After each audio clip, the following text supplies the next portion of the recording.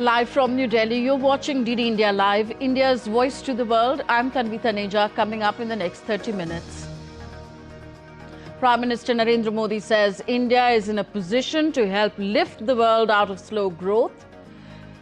At ET World Leaders Forum 2025, Prime Minister says with its resilience and strength, India stands as beacon of hope for the world. Prime Minister of Fiji, Sitiveni L. Rabuka, on a 3-day visit to India from Saturday to hold talks with Prime Minister Modi, also to call on President Draupadi Murmu. India-European nations temporarily suspend most postal services to the United States ahead of the new import tariffs. And a day after Pyongyang accused Seoul of fomenting tensions at the border, North Korea test fires 2 new air defense missiles under the supervision of Kim Jong-un.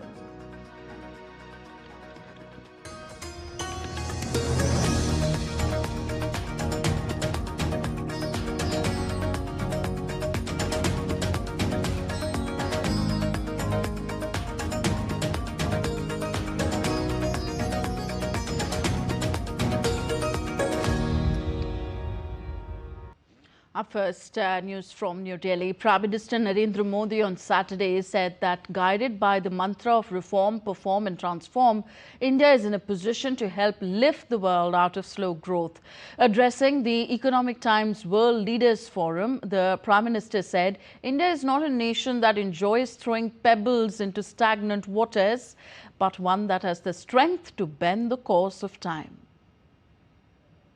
Reform, perform, transform के मंत्र पर चल रहा भारत आज उस स्थिति में है कि वो दुनिया को धीमी ग्रोथ से बाहर निकाल सकता है। हम ठहरे हुए पानी में किनारे पर बैठ करके कंकड़ मारकर एंजॉय करने वाले लोग नहीं हैं। हम बहती तेज धारा को मोड़ने वाले लोग हैं। और जैसा मैंने लाल किले से कहा था, भारत समय को भी मोड़ देने का सामर्थ्य लेकर चल रहा है। Highlighting India's growth story, Prime Minister Modi said, with its resilience and strength, India stands as beacon of hope for the world. He said India is among the world's fastest growing major economy and it will soon become world's 3rd largest economy. Global context में देखते हैं तो आपको भारत की economy की मजबूती का एहसास होता है। आज भारत दुनिया की फास्टेस्ट ग्रोइंग मेजर इकोनॉमी है। हम बहुत जल्द दुनिया की तीसरी सबसे बड़ी इकोनॉमी बनने वाले हैं। एक्सपर्ट कह रहे हैं कि दुनिया की ग्रोथ में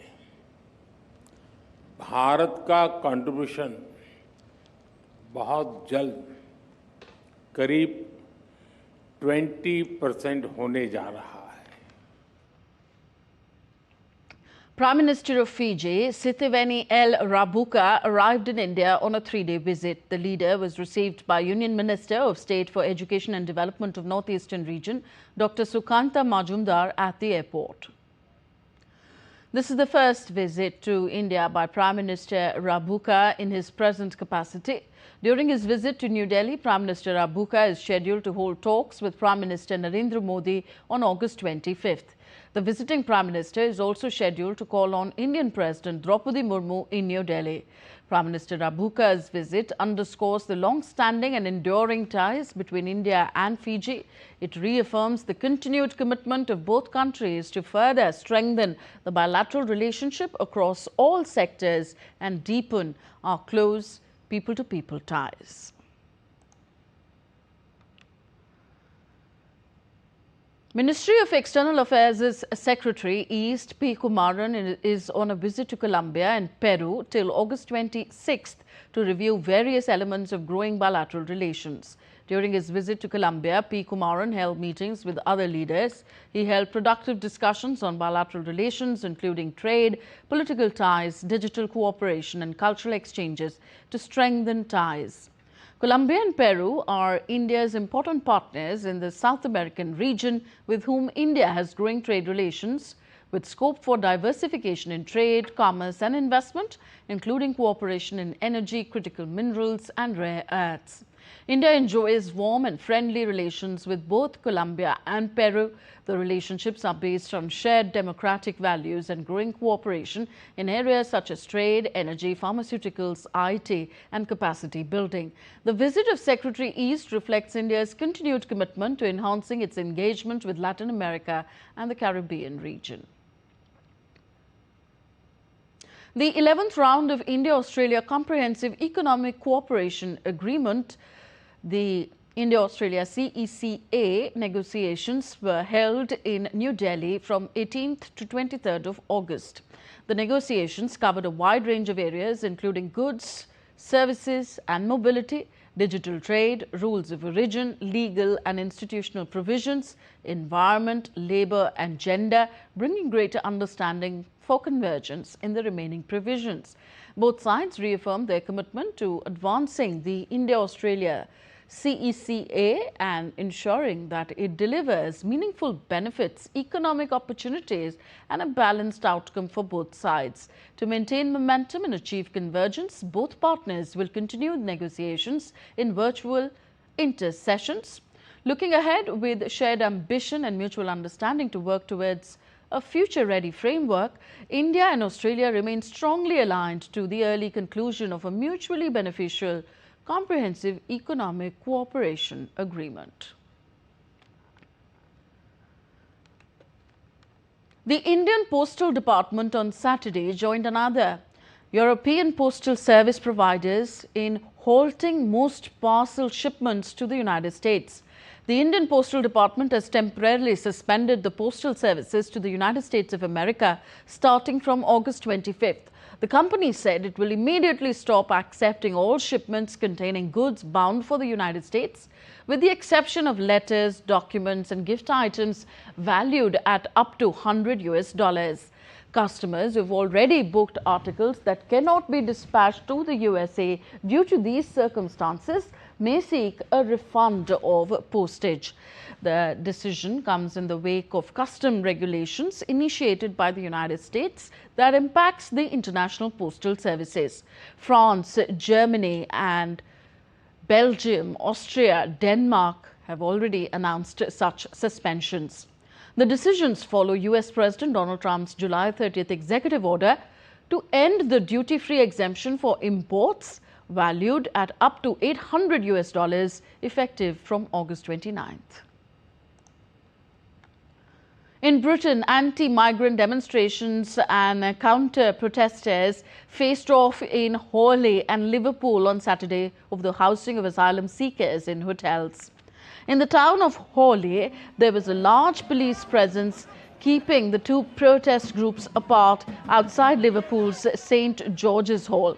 Britain has seen regular small-scale protests in recent weeks outside hotels housing migrants, spurred in part by concerns about public safety after some migrants were charged with sexual assault.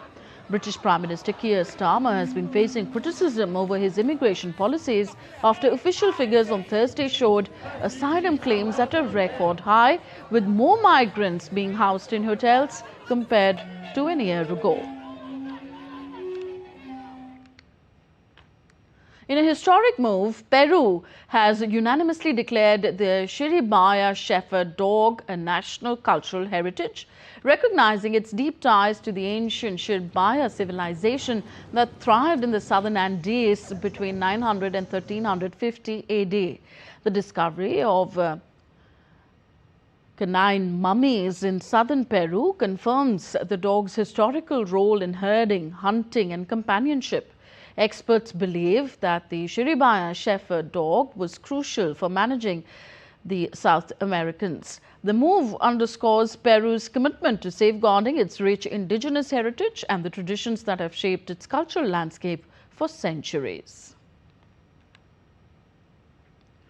You're with us on DD India Live, still to come on the show. Venezuela seems battle-ready as hundreds enroll in militia responding to President Maduro's call to defend national sovereignty. Tropical storm Fernand forms in the south-southeast of Bermuda. And in sports, Northeast United FC crushes Diamond Harbour FC in the final to retain the Durand Cup title.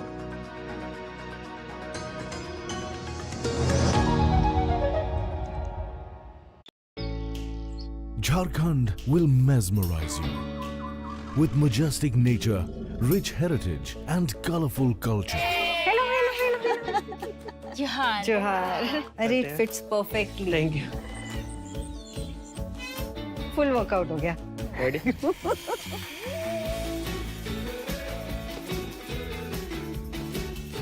Postcards from Jharkhand on National Geographic.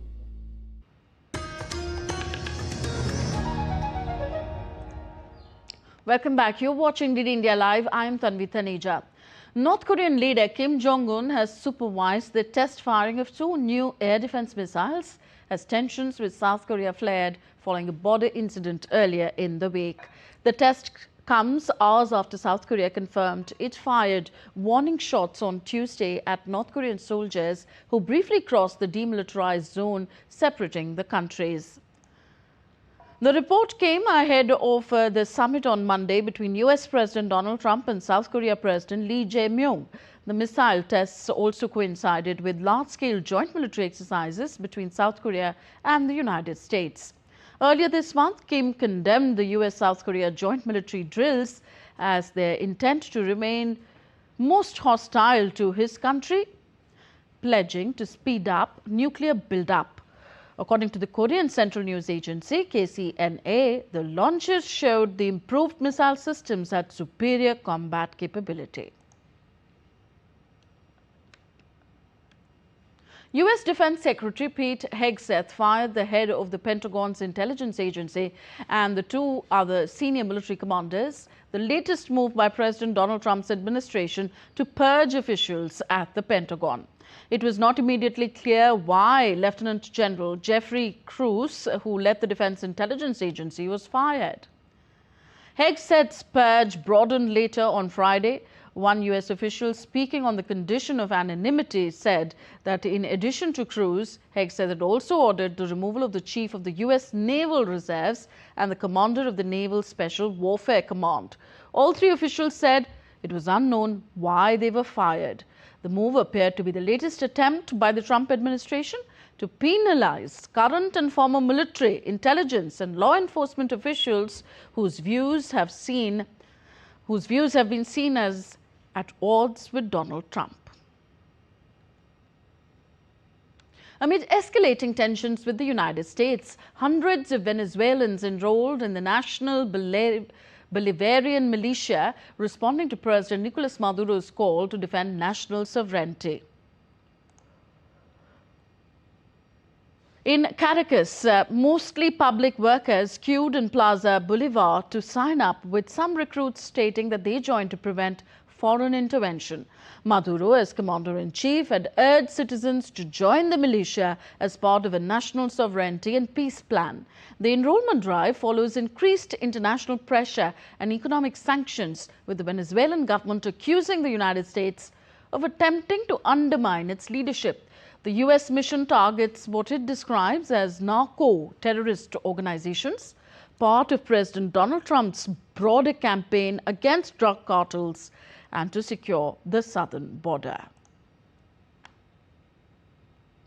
Global weather updates now. First, updates from India. Relief and rescue operations are underway on war footing in disaster-affected Tarale of Chamoli district in North Indian state of Uttarakhand. Various teams from the district administration, local police, SDRF, NDRF, Army, SSB and ITBP are engaged in relief and rescue efforts. The cloudburst in Tharali village left 2 dead and 11 others injured. More than 150 affected people have been accommodated in the tehsil premises, where food, water and medical facilities, along with other necessities, have been arranged for them. Another tropical storm, Fernand, has formed southeast of Bermuda, which is forecast to strengthen over the next 48 hours, potentially approaching hurricane level by Monday.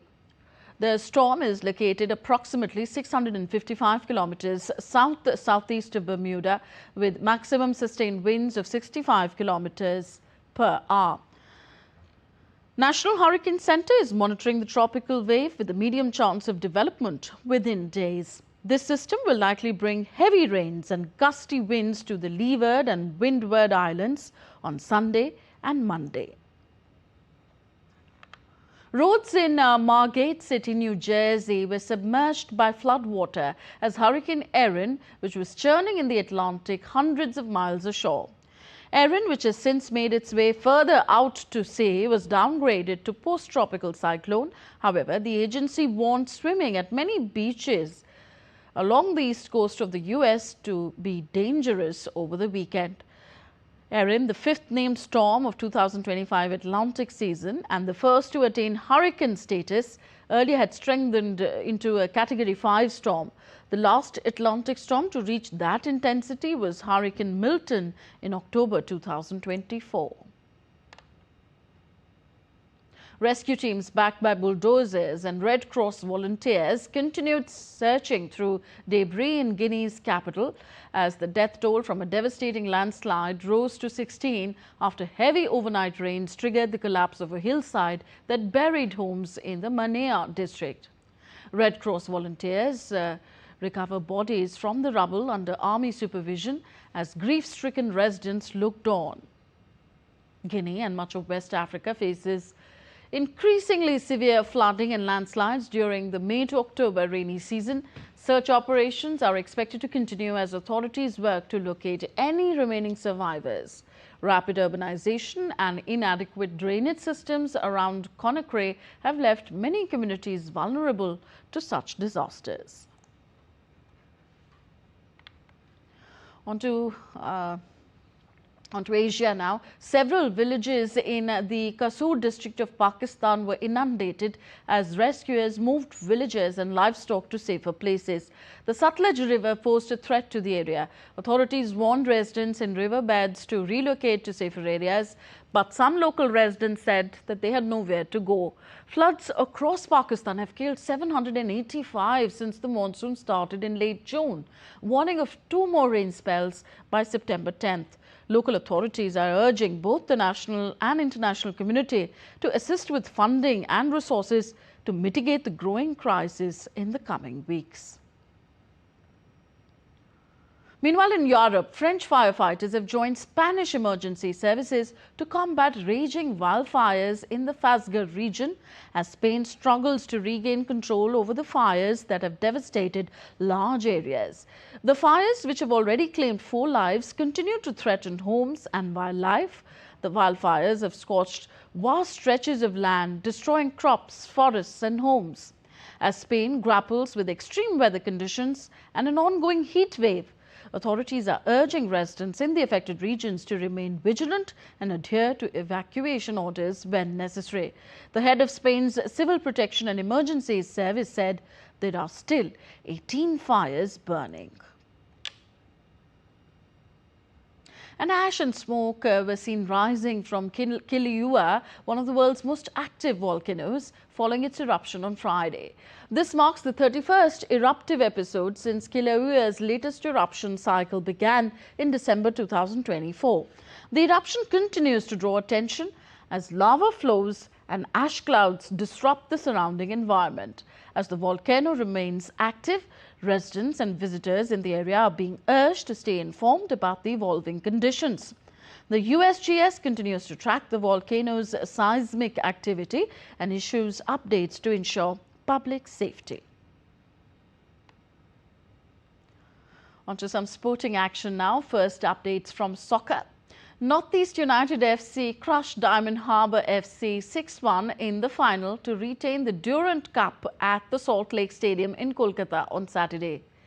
Making it to the final after upsetting two ISL sides like Jamshedpur FC and East Bengal in the quarter and the semi-finals, Diamond Harbour FC failed to produce its giant-killing form against Northeast United, which took control of the action right from the start. Having beaten Mohun Bagan's supergiant via penalties in the previous year, Northeast United bettered its performance this time to become the second team after East Bengal, which won the crown thrice between 1989 and 1991 to retain the honour.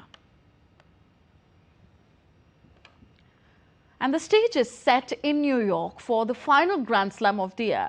The 145th edition of the US Open will get underway this Sunday at Flushing Meadows. With record prize money on offer and this world's top stars chasing for glory, tennis fans are set to witness high-octane drama. Here's more. The US Open 2025 begins on August 24 at the USTA Billie Jean King National Tennis Center in New York, bringing the curtain down on this year's Grand Slam season. The tournament is making headlines even before the first serve, with a record $90 million in total prize money, the highest in tennis history. Both men's and women's single champions will walk away with $5 million each, runners-up $2.5 million, semi-finalists $1.26 million, and doubles and mixed doubles champions $1 million per team. On the men's side, the spotlight will be on world number 1 Jannik Sinner, who is chasing a historic third Grand Slam title of the year after triumphs in Australia and Wimbledon. Sinner comes into the tournament with a remarkable 26-match winning streak on hard courts. Germany's Alexander Zverev, who lost to Sinner in the Australian Open final, and Novak Djokovic, a 4-time US Open champion aiming for a record 25th Grand Slam, will also be determined to make their mark. Spain's Carlo Alcaraz stands as the biggest challenger. The French Open champion has beaten Sinner in a Grand Slam final already this year and will look to reclaim the New York crown, which he lifted in 2022. So let's see. New York is a place that I love playing. It is where I got my first Grand Slam, which I just appreciate the love and the support that I've received there every year that I go. And last year it was disappointing, the level that I played there. So this year I just really want to show my really good tennis, my best tennis, try to go as far as I can. The women's field is equally stacked. Aryna Sabalenka, the defending champion and world number 1, will hope to repeat her title run.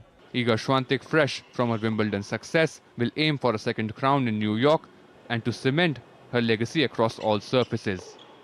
Elena Rybakina, who defeated Sabalenka in the Cincinnati Open semi-finals, is another major contender. And the home crowd will have their eyes set on Coco Gauff, the 2023 champion and the reigning French Open winner, who has already proven she can rise to the occasion under the bright lights of Arthur Ashe Stadium. With the women's final on September 7 and the men's championship match on September 8, the US Open is set to deliver drama, rivalries and history in the making right in the heart of the New York City. Sports Desk, DD India. That's all for this edition of DD India Live. Do let us know your thoughts on the news of the day. Connect with us on our different social media handles at DD India Live. And you can also download our DD India mobile app for quick news and updates on the go. We'll be back with more news as it breaks here on DD India. I'm Tanvi Taneja from all of us here in New Delhi. Thank you for watching. Namaskar.